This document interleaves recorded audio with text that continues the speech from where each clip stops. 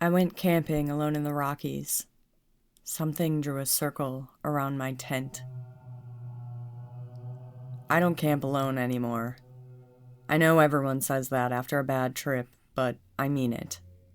I'm not doing the maybe next summer I'll try again thing. I sold my backpacking gear. I flinch when I see those influencer photos of some guy in a hammock between two fir trees with a caption like, "Home for the night."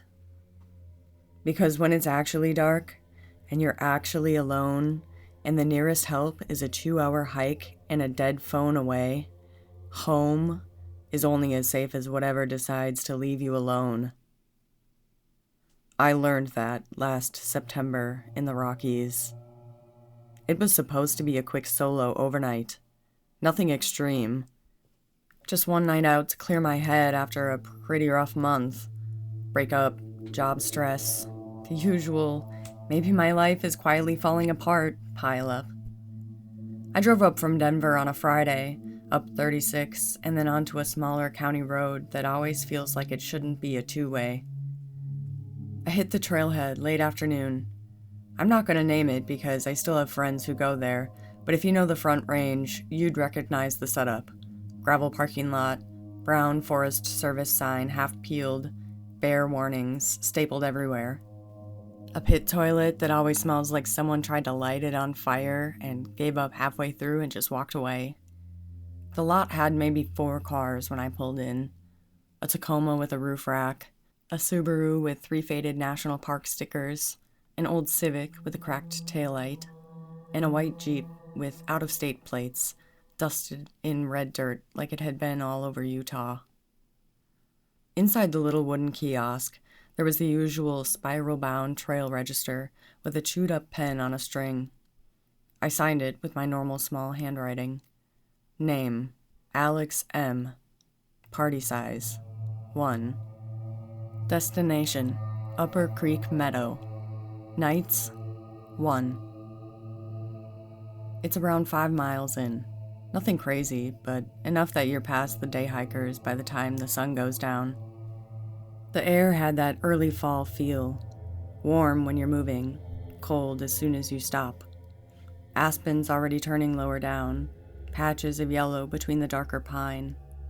The air smelled like dust, sap, and that faint old campfire smell from the rings people don't quite extinguish. The first couple miles were easy, graded switchbacks, the usual exposed roots, every rock more or less where you'd expect it to be. I passed one couple on their way down, both flushed and talking loud like people do when they're trying to ignore how tired they are. "Still headed up?" the guy asked when we crossed. "Yeah, camping at the meadow," I said, hitching my pack up a little like that made me look more experienced. He made a face. "Cold night for it." "That's the idea," I said. I tried to sound casual instead of like someone whose last big trip was a car camping weekend with too much beer and not enough water. Past them, their voices got swallowed fast. It went back to the kind of quiet that isn't really quiet. Wind in the needles, a bird yelling off somewhere, water way down under everything. The last mile climbs into thicker forest. The trail narrows and starts to feel more like a path one person keeps alive out of stubbornness. Fallen logs cut out of the way, that sort of thing. At one point, I passed a trail marker. Brown post, reflective strip, black stenciled number, 428. I remember because I took a picture of it, thinking I'd send it to a friend later with some dumb caption.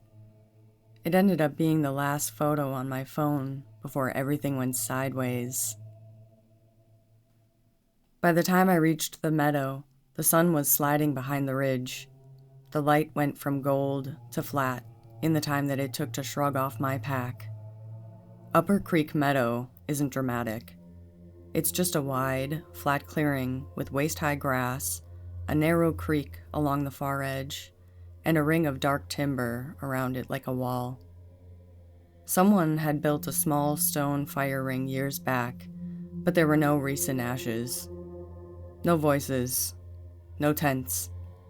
no clink of someone cooking. That should have been my first hint.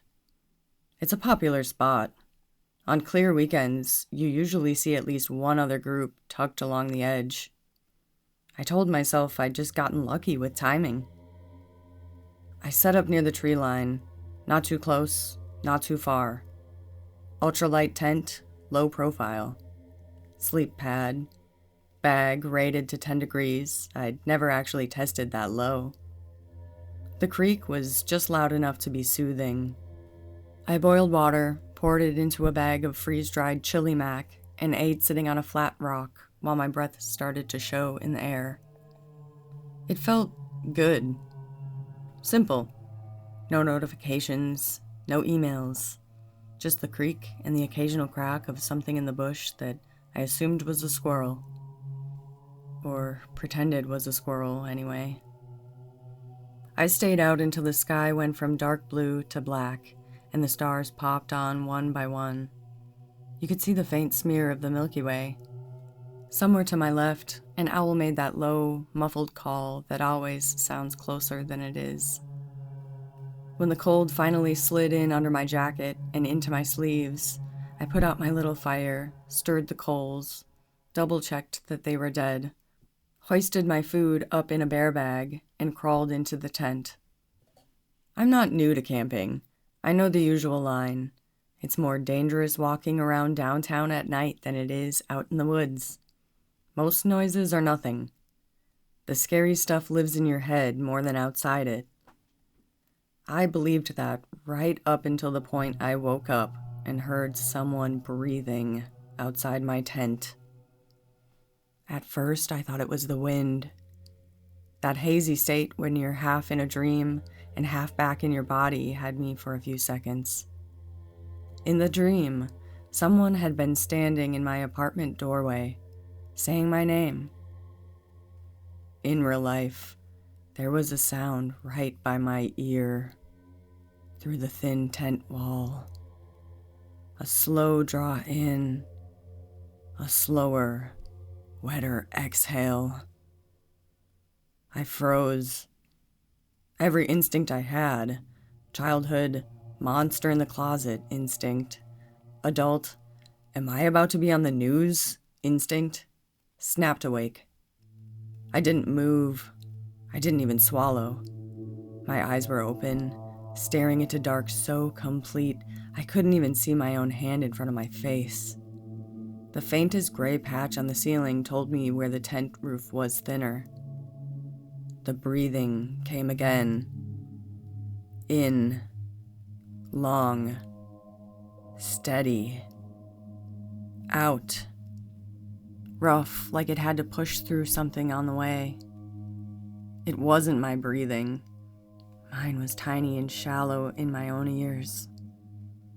I waited for footsteps, a twig snap, anything to tell me where it was or what direction. Nothing, just that breathing, the distant ribbon of the creek, and my heartbeat slamming so hard I could feel it in my teeth. I told myself it was a bear. You reach for the most normal explanation at first, even when every part of you is screaming that something is off. Except a bear makes noise. It snuffles, shifts, puts weight down. You hear the ground compress. You smell it. Whatever this was stayed at the same height for a long time. Head level, inches from the mesh. It felt like someone was kneeling right outside the tent, face close enough that if the fabric wasn't in the way, our noses would almost touch. I tried to remember all the advice I'd soaked up from articles and those laminated pamphlets at ranger stations. Make noise. Make yourself big. No, that's for cats. Don't run. No, that's for bears. Play dead. No, that's for... The breathing stopped. For a moment, relief hit so fast it made my arms tingle. I thought it had gone. Then I heard the zipper. Just one or two teeth. The faintest, slowest drag of metal on metal from the tent door. I'd clipped the zipper pulls together with a small carabiner out of habit. It wasn't locked. It wouldn't have stopped anyone who really cared. It wasn't moving enough to open anyway. Just tugged. A careful pull. Then another. Pull. Stop. Pull. Stop. My hand finally listened to me. I slid it very slowly into my sleeping bag pocket until my fingers wrapped around my headlamp. I didn't turn it on. I just held it like a weapon, which is ridiculous because aluminum and plastic aren't doing anything to a bear or a person. But it made me feel less useless. The tugging stopped. Silence sank back in. The creek felt further away somehow, like someone had turned it down. I lay there and counted in my head, 1 to 60. Then again. Then again. By 300, my legs were shaking from staying rigid. No more breathing. No more zipper. No footsteps. Eventually, my brain started trying to talk me down. Maybe it was the wind pushing the fabric just right. Maybe I'd been half asleep and misheard my own breathing against the tent. I really, really wanted those explanations to be true. Bad enough that I forced myself to sit there and believe them for a while. I don't know how long I stayed awake after that. An hour, maybe more. Long enough for the cold to settle all the way in and for pins and needles to creep down my arms. Long enough that my body overruled my brain and dragged me back under into a jittery, shallow sleep. When I woke up again, it was to something circling my tent.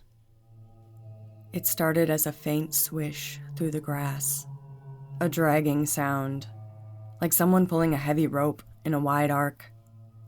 It moved slowly, too slowly to be casual. I flicked my eyes toward where my phone was in the mesh pocket. The screen was dark. My brain wanted the time desperately, like knowing whether it was 2 a.m. or 4 a.m. would change anything, but I couldn't make my arm move more than an inch.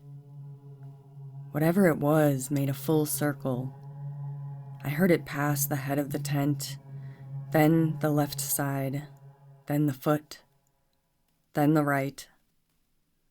I thought it would break pattern at some point, stop and press against the wall or lean in. It didn't. It just kept going, round and round, flattening the grass. There was no panting, no animal sounds, no jingle of gear like another camper. Just that drag and the occasional faint click under it. Claws on rock, maybe? Or bone on bone? I honestly don't know. On the third circle, it clipped the stake by my feet hard enough that the tent fabric twitched against my toes. I bit down on the inside of my cheek to keep from making a noise. Blood came immediately, metallic at the back of my throat. I tried to think like a rational person. If it was a bear, I had bear spray in the side pocket. If it was some lunatic, I had a knife. Somewhere. Assuming I didn't fumble it and stab my own hand in a panic. The circles kept going. 4, 5, 6. Then it stopped. The dragging sound ended at the head of the tent. Whatever it was settled there. I didn't hear it crouch. The sound just cut off, like it had reached the exact point it wanted. I didn't breathe. The breathing came back. This time it was right above me, closer than before. I could hear fluid in it. Something wet catching in the airway, rattling on the way out. I don't know what finally flipped the switch. Maybe the picture in my head of that zipper moving again and a hand slipping in. Maybe the idea that if I just lay there, I'd never move again. I snapped my headlamp on. The tent lit up in a hard white. Instinct made me look straight at the mesh. There was nothing there. Just the pale fabric and faint outlines of trees beyond, black shapes against an early hint of gray. The breathing didn't stop. It kept going, but now the air in the tent felt heavier, sour, like the exhale was happening with me instead of outside. I squeezed my eyes shut and clicked the lamp off again. It was a stupid move, I know. The dark felt safer than seeing nothing. "Go away," I whispered before I could swallow the words. The breathing cut off mid-inhale. Silence slammed back in. No wind, no creek. For a few seconds, it felt like the whole meadow was holding its breath. I stayed there with my muscles locked and my jaw clenched hard enough to make my temples throb. I wanted to unzip the tent, jump out, and run straight down the trail with the lamp on full blast until I hit the parking lot. At the same time, the idea of stepping outside that thin layer of nylon made my stomach twist. In the end, I didn't do anything. I just stayed, waited, listened. At some point, the sky started to lighten. The ceiling shifted from black to dark gray to washed out pre-dawn blue. The cold inside sharpened. My breath showed in faint clouds. I hadn't heard it move away. No more circling. No more dragging. Nothing. That was almost worse. When the light was finally bright enough that I could see my hand clearly without the lamp, I made myself sit up. My pack was still at my feet. The zipper pulls were still clipped together. My boots were where I left them, in the little vestibule. I took a breath, unclipped the carabiner with fingers that wouldn't stop shaking, and peeled the zipper down an inch at a time, expecting something to grab me. Nothing did. I pushed the flap open and stuck my head out. The meadow looked normal. Grass beaded with cold dew, steam rising faintly where the first light hit, trees standing dark and still around the edges. No bear, no person, no obvious tracks. For a second, I honestly thought I'd had some kind of panic episode. Sleep paralysis, maybe. Something my brain cooked up. Then I saw the circle. From inside the tent, it had just been a feeling. From out here, it was clear.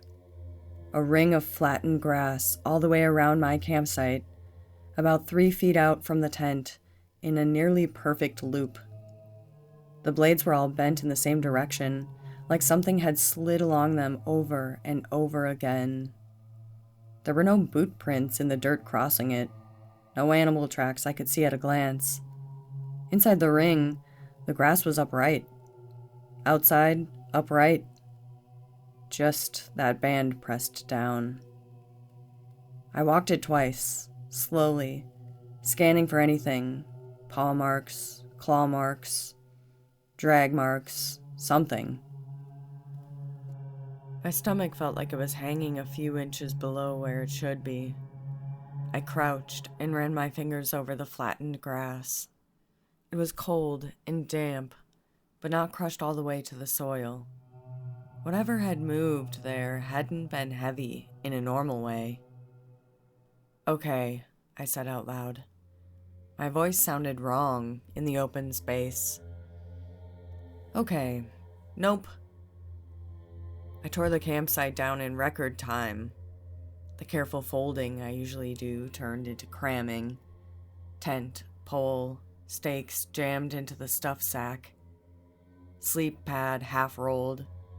I burned a couple minutes just dropping things, my fingers fumbling buckles. Every few seconds I'd look up and sweep the tree line, sure I'd see someone standing there between trunks. I kept thinking of a face at the tent wall that I somehow hadn't seen. The woods stayed empty. The creek noise, which had been calming the night before, now sounded like it was covering something. Every splash felt like it was hiding another sound beneath. I skipped breakfast, shoved a protein bar into my hip belt pocket, and shouldered my pack. To leave the meadow, I had to step across the ring. It felt like stepping over a line someone had drawn on purpose. I did it anyway and hit the trail at a fast walk. The forest felt wrong. I've done that route before. It's not a claustrophobic tunnel. The trees aren't that close together. There are gaps, views of the valley, birds, chipmunks, the normal mountain stuff.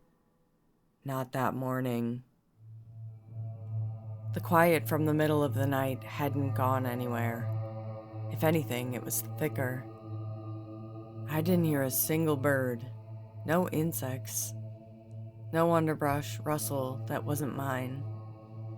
Every once in a while, I'd catch a faint sound of something moving parallel to me, off to one side.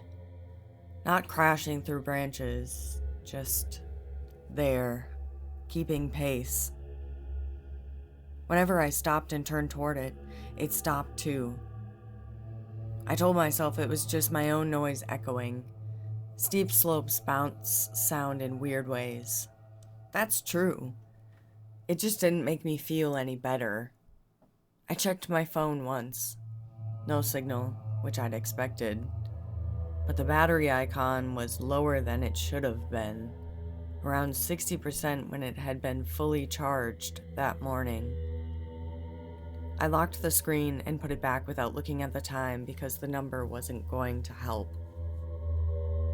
The first thing that told me this wasn't just nerves was about a mile down. There's a spot where the trail crosses a tiny side drainage. It's usually a shallow trickle you can step over. That morning, it was dry, just rocks and dead branches. What bothered me wasn't the lack of water. It was the log. Someone had dragged a deadfall tree across the trail there.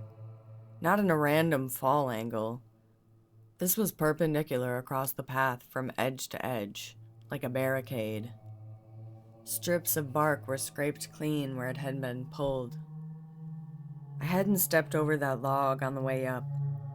You remember obstacles like that when you're slogging uphill, especially when you're out of shape and mentally counting anything that slows you down.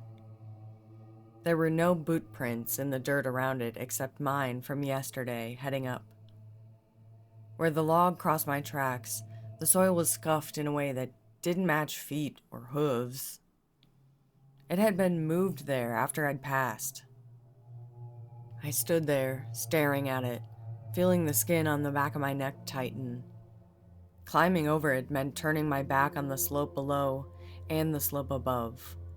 I really didn't like that. Going back to the meadow wasn't an option. I planted my hands on the trunk and swung a leg over. The wood was cold and faintly sticky, like sap that never quite dried. Halfway across, the dragging sounds started again. It came from the slope below the trail this time, moving uphill toward me. Same slow scrape, same faint click sounds under it.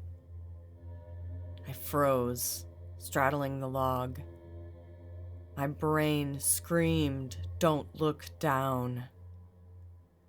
The sound stopped right under where I was sitting. Something shifted its weight. The log vibrated, barely, under my palms. I didn't think after that. My body took over. I pushed off hard and threw myself over the far side of the log, landing crooked and jarring my knees. Gravel slid under my boots. I scrambled up the trail on hands and feet, expecting fingers or teeth or something to close around my ankle and yank me backwards. Nothing grabbed me. I didn't look back. I couldn't. I felt like if I gave it a shape with my eyes, it would have that shape forever. The sound kept pace for a while. I could hear it now and then off to the side. Drag, drag, faint clicks, always just outside my peripheral vision. By the time the trees started to thin and the first sliver of the parking lot came into view through the trunks, my shirt was plastered to my back with sweat, and my hands hurt from clenching my poles. I saw the white Jeep first. From a distance, it looked the same as the day before. Out-of-state plates, red dust, little laminated pass on the dash. Then I got closer and saw the handprint on the rear window. It wasn't bloody or dramatic. It was just a perfect handprint in condensation, fingers spread wide, pressed from the inside. The glass around it was clear and dry. The early air was cold, not humid enough for fog on its own. It hadn't been there the night before, I'm sure of that. I'd parked close enough to see. I slowed without meaning to. My eyes traced it. The fingers were long. Longer than they should have been for a normal hand. The tips almost reached the edge of the window. The driver's door was locked. I checked. The keys weren't visible on the seats. No backpacks, no jacket tossed in the back. No one inside. The Tacoma and Subaru were gone. Only the Civic, the Jeep, and my car were in the lot now. That's when the pacing stopped. For the first time since leaving the meadow, the woods behind me went flat. Not quiet in the normal sense, just empty. No wind, no shifting branches, nothing. Every nerve in my body lit up. I told myself I was nearly safe, that the parking lot meant other people, even if I couldn't see them, that whatever had followed wouldn't step out into the open. That's when it hit me. I didn't get any warning. No growl, no shout, no, "Hey!" 1 second, I was fishing my keys out of my pocket between my car and the Jeep. The next, something slammed into my back hard enough to knock the air out of me and bounce my head off my own door. My forehead hit the glass. White flashed across my vision. My knees folded, and I went down, cheek against cold metal. There was weight on me, but it didn't feel like a person dropping onto my back. It didn't feel like a bear either. It wasn't a solid pin.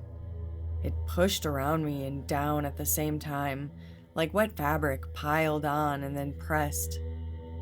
The air went sour, heavy, the same way it had in the tent when the breathing was right above me. Something cold slid under the collar of my jacket and along the side of my neck. Not claws, not teeth. Thin. Too many points of contact at once. Fingers, if fingers could move in separate directions at the same time. I made a sound I didn't recognize. Not a shout, more like a choked gasp. My hand hit the gravel. Instinct closed it around something hard and irregular. A rock about the size of a lemon. I didn't think.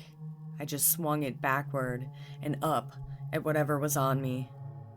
The impact was wrong. I expected to hit something solid. Bone, muscle, anything. Instead, the rock pushed through resistance that gave and then snapped away, like shoving into thick slush.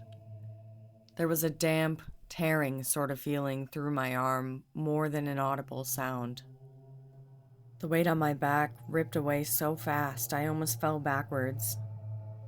I rolled over, vision swimming, and saw it. It was half under my car, like it had been pressed into the shadow beneath it and was trying to pull itself entirely inside. Part of it was flat against the ground, stretched out thin like something poured. Part of it rose up in a narrow column that bent and unbent in too many pieces. Limbs folded into the main body and slid out again somewhere else, like it didn't have joints where they should be. The surface was pale, almost reflective, like skin that never saw sun, mottled with darker patches where the light hit it. The chunk where I'd hit it was hanging open. The edges trembled like they were trying to close. Inside, there weren't organs. No blood in the way you'd expect. Just layers of the same pale material, shifting slowly over itself. Where its face should have been, there wasn't one clear shape. There were shallow hollows that twitched at random, like it kept trying out different arrangements. They opened and closed on their own. When one widened, I saw rows of small, flat teeth set directly into the flesh, not in any kind of jaw. As the light hit it, the spots the sun touched directly darkened, spiderwebbing with thin cracks. The surface twitched away from the brightness, like it was trying to get back into the shade. Every part of it folded inward at once. The rising column collapsed. Limbs, or whatever passed for limbs, pulled tight. It flattened in a way that didn't look possible. Then it slid. It pressed itself against the asphalt and gravel and moved under the car in one smooth motion, like spilled paint running downhill. No scrape, no drag, no sound at all. By the time I got my feet under me and stumbled to the other side of the car, it was gone. No shape, no smear, no residue, just the underside of my car, the gray gravel, and the trees. The handprint on the Jeep had changed. The clear shape from a few minutes earlier was smeared down now, drawn out into long, uneven streaks, like someone had dragged their fingers downward in a hurry. The rock I'd grabbed was nowhere in sight. I know that sounds like I'm adding flair, but I really did look for it. It just wasn't there. I unlocked my car with hands that wouldn't stop shaking, climbed in, and hit the lock button 3 times, even though once was enough. The engine turned over on the second try. I reversed out of there too fast, gravel spitting from under the tires. All I could think about was going forward, not down. I kept expecting to feel the wheels bump over something soft and slick and hear it wrap around the undercarriage. They didn't. The rough road out meant every rock felt like hitting something anyway. I didn't stop until I got to the main highway. Even then, I only pulled over because I realized I couldn't feel my fingers around the steering wheel anymore. The rest is less dramatic, but still messed up. I went to urgent care that afternoon because my head hurt, and I kept losing words mid-sentence. Mild concussion. Bruising across my back and shoulders in an uneven pattern the doctor couldn't match to anything normal. He asked if I'd been thrown off a bike, which I guess was the closest thing he could think of. I went back up a week later to talk to a ranger. I almost turned around halfway there, but I didn't want that meadow in my head forever with no one else knowing. Trying to say it out loud to another adult made me feel insane. When you describe it, breathing outside the tent, grass circle, something flattening under the car, it sounds like the rambling comments under a YouTube video, not something that happens to regular people. The ranger listened politely. He wrote things down. He nodded a lot. I could tell the exact point where I lost him. They found the Jeep owner eventually. Not on that trail. He turned up miles away on a different forest road, walking barefoot along the shoulder at 3 a.m. His clothes were inside out. His fingers were torn up like he'd been digging them into something rough for hours. According to the ranger I ended up drinking with a month later in Lyons, the guy wouldn't talk about what happened. Wouldn't answer questions about where he'd camped or why his Jeep was still at the trailhead. The only thing he kept saying, over and over, was, "It follows the line. Don't step over the line. Don't sleep in the line." Whatever that means. The official version in the incident binder will say, "Possible wildlife encounter. Disoriented hiker. Environmental stressors." I've seen enough of those reports to know the language. From the outside, I probably look fine. I went back to work. I still go up to Estes sometimes to meet friends for a beer. I just don't go past the end of the pavement anymore. I moved apartments, gave up my little top floor studio for a second floor place with neighbors on both sides, and someone walking past my door every evening with a dog that wears tags loud enough to wake the dead.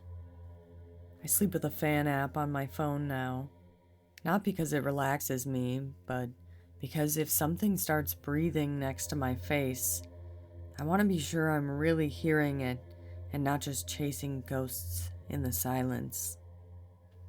For a while, I thought distance helped. Enough nights in a real bed, enough normal sounds, and your brain starts to file the bad stuff under weird dream. Then, a white Jeep showed up on my block last week. Different plates, different stickers on the back, but the same kind of dust on the bumper, the same cheap aftermarket roof rack. And on the rear window, in fog that shouldn't have been there on a dry, mild evening, was a handprint. Fingers spread wide. Just a little too long. I tried to ignore it.